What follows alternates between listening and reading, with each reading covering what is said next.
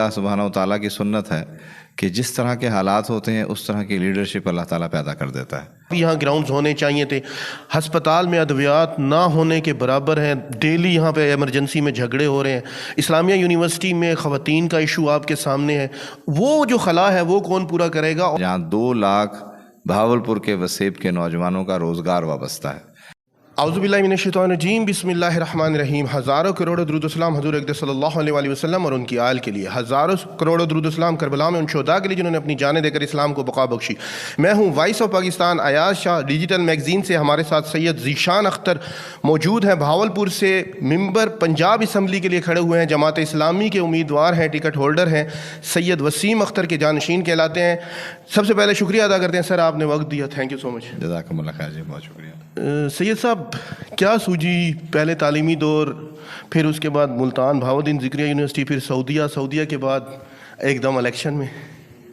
ایک دم تو نہیں میں کہوں گا، اس وقت جو میری اسٹوڈنٹ لائف سے ایک پوری ہسٹری چل رہی ہے کہ اسٹوڈنٹ پالیٹکس کے اندر شہر کی سطح پر، ڈویژنل سطح پر، پھر مختلف ڈویژنز میں، پھر میں ملکی سطح کے اوپر بھی اسٹوڈنٹ لیڈر کے طور پر پاکستان کے اندر رہا ہوں۔ ظاہر ہے کہ روزگار کے سلسلے میں اللہ نے سعودی عرب رہنے کا موقع دیا، وہاں پر بھی جو ہماری وہاں کی دعوتی ایکٹیویٹیز ہیں اس میں میں پورا ان رہا ہوں اور پورے ریاض کو میں دیکھتا رہا ہوں۔ پاکستان آئے تو ظاہر ہے انفارچونیٹلی ڈاکٹر صاحب مرحوم بہت جلد ہم سے قدر رخصت ہوئے، اور اس کے بعد یہ خیال تھا کہ ڈاکٹر صاحب کی ایک پوری لیگیسی ہے، اور تقریباً 40 ایئرز انہوں نے بہاولپور کمیونٹی کو، پبلک کو سرو کیا، اور ایک بہت اچھا کام انہوں نے چھوڑا، اور اس میں میرا اپنا ذاتی خیال یہ تھا کہ اس کو ان اٹینڈڈ نہیں چھوڑنا چاہیے، اور اس کی کنٹینیوٹی کو برقرار رکھتے ہوئے ہمیں اپنے وسیب کی خدمت کرنی چاہیے۔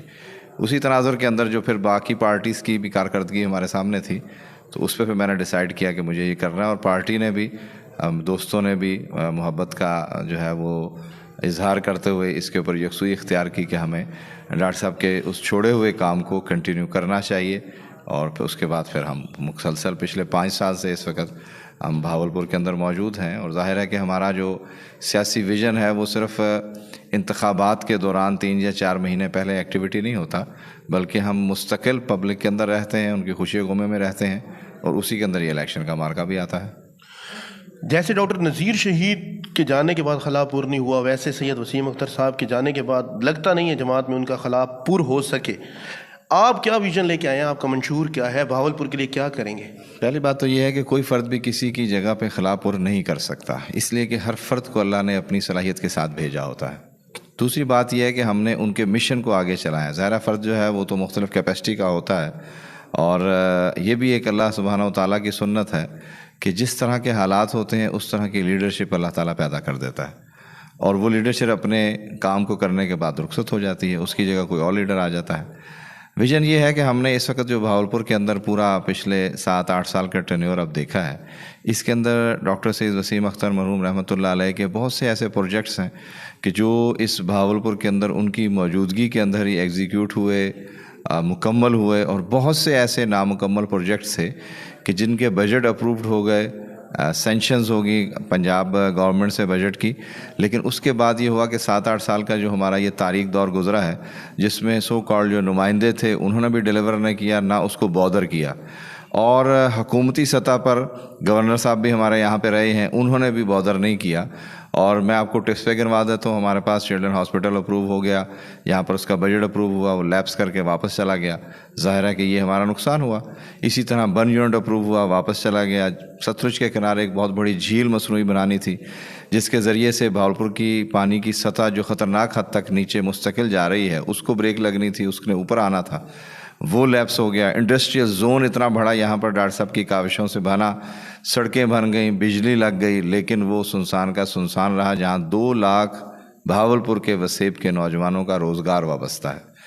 یہ وہ پوائنٹس ہیں کہ جن کو ہم نے اپنے ویژن میں لیا، اور ہمارا یہ خیال تھا کہ جو اس وقت بہاولپور کے اندر ایک پوٹینشل ہے، یہ تعلیمی اداروں کا شہر ہے، یہاں کی یوتھ اور یہاں کی پاپولیشن 2 حوالوں سے بہت ہی زیادہ اپریشیٹیبل ہے۔ اس کے اندر پہلی بات یہ ہے کہ دین سے محبت اس خطے کے اندر باقی پورے پنجاب سے سب سے زیادہ ہے، اور ٹیلنٹ کے اعتبار سے بھی ہمارا وسیب جو ہے وہ کسی طرح بھی کسی حوالے سے بھی کم نہیں ہے۔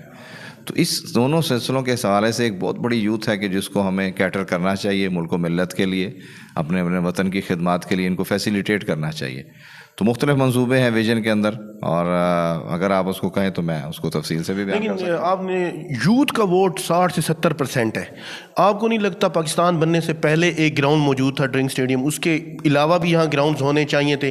ہسپتال میں ادویات نہ ہونے کے برابر ہیں، ڈیلی یہاں پہ ایمرجنسی میں جھگڑے ہو رہے ہیں.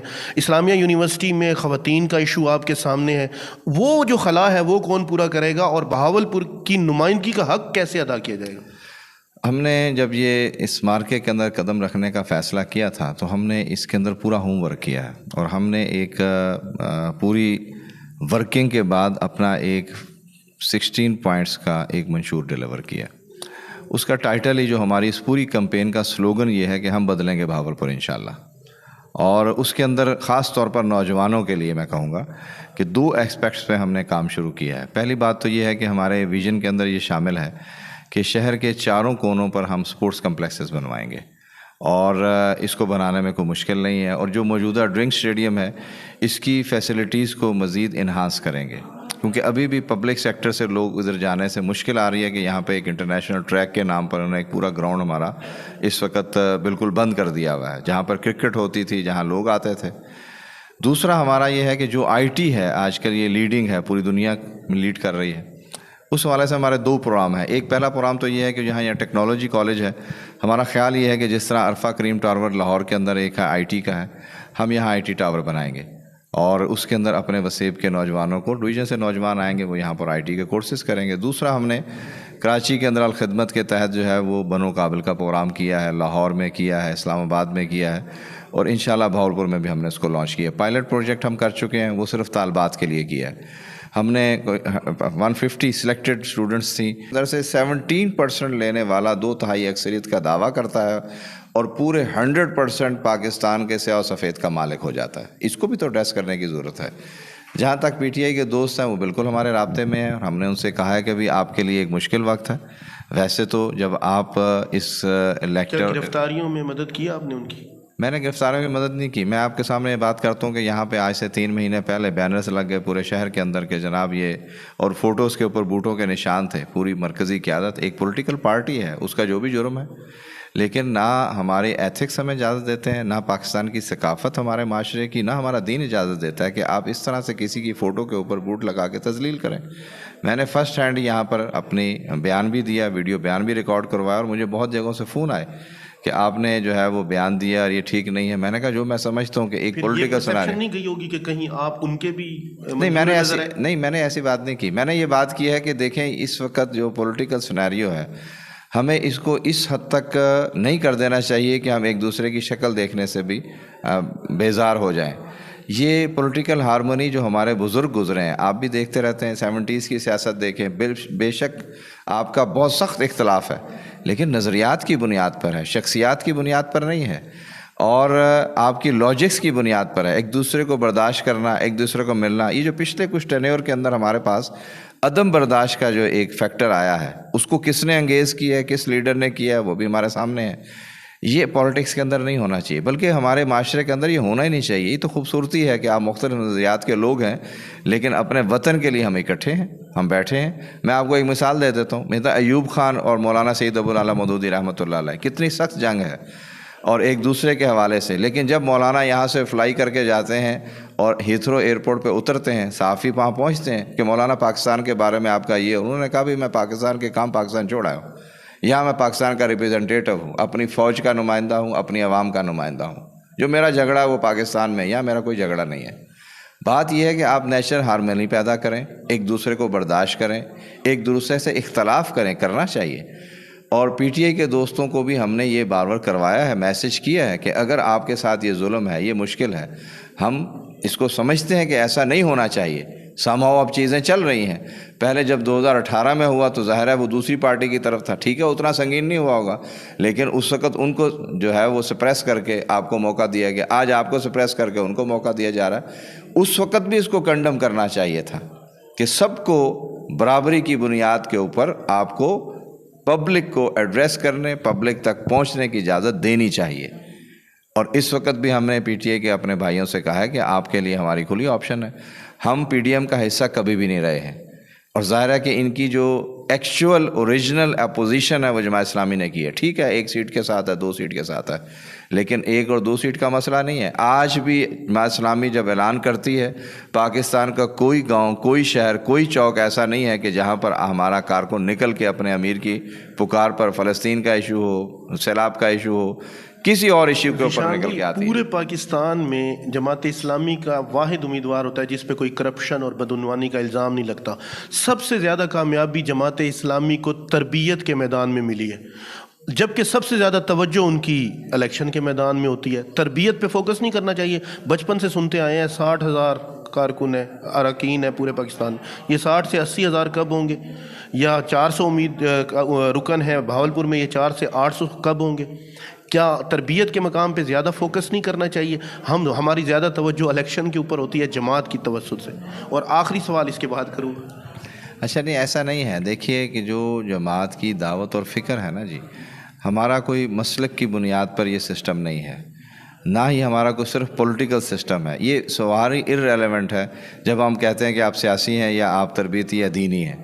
ہم نے یہ جو تقسیم ہے یہ نہ پیارے رب نے کی ہے نہ پیارے نبی صلی اللہ علیہ وسلم نے کی ہے. دین اور سیاست میں تو جدائی تھی ہی نہیں.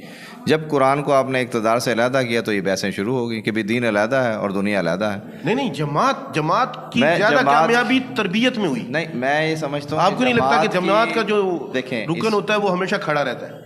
تربیت پہ ہم نے فوکس نہیں کیا جماعت. یہ تو آپ ایسے کہہ سکتے ہیں نا کہ یہ تو آپ دوسرے معنی میں مجھے کہہ رہے ہیں کہ آپ کی جماعت کے لوگ کردار کے لحاظ سے بہت اسٹرانگ ہے، تو اس کو تو ایک دنیا مانتی ہے.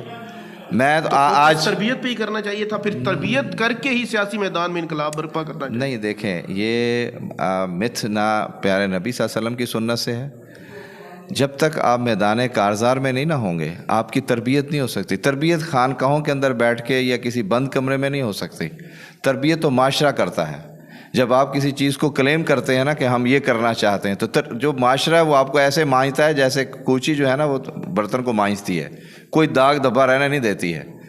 آپ آج بھی دیکھیے کہ کسی پولیٹیکل پارٹی کا یا کسی باقی آپ سینیریو کے اندر سماجی پارٹی کوئی میوزیکل کنسرٹ کرائے کسی کو کوئی بودر نہیں کرتا. میں اگر اعلان کر دوں نا کل کہ میں نے یہاں پر ایک جو ہے وہ گانے کا فنکشن کرنا ہے، پورا بھاولپور میرے خلاف انگلی کھڑا کر دے گا کہ آپ سے یہ توقع نہیں تھی، آپ یہ نہیں کر سکتے ہیں. ہمارا کام اتنا آسان نہیں ہے، اس لیے کہ بندے کے مزاج کو چینج کرنا اور کنٹینیوس. میں ایک جملہ بولتا ہوتا ہوں کہ پاکستان کے اندر ناموس رسالت اور ختم نبوت پر کٹنے کے لیے تو ہم 1 منٹ میں تیار ہیں، لیکن ختم نبوت اور پیارے نبی صلی اللہ علیہ وسلم کی سیرت کے مطابق ہم جینے کے لیے تیار نہیں ہیں. سپورٹس کے لیے کیا کریں گے؟ نوجوان آخری 2 لائنوں میں آپ کو ووٹ کیوں دیں، خواتین آپ کو ووٹ کیوں دیں، ان کے لیے کیا کریں گے، اور متنفر ووٹر جو ہیں وہ آپ کی طرف کیوں آئیں؟ آخری 2 لائنوں. میں یہ کہوں گا کہ جو ہم نے آبجیکٹو دیا ہے کہ ہم بدلیں گے بھاولپور انشاءاللہ، اور اس کے اندر ہمارا جو بیسک کانسیپٹ ہے کہ یہ پاکستان اسلامی پاکستان جب ہوگا تو انشاءاللہ خوشحال ہوگا، اور ہر سیگمنٹ آف سوسائٹی اپنے حقوق کے اندر اور اپنے جو بنیادی معاملات ہیں اس کے اندر بڑے ایزیلی موو کر سکے گی اور فیسیلیٹیٹ ہوگی.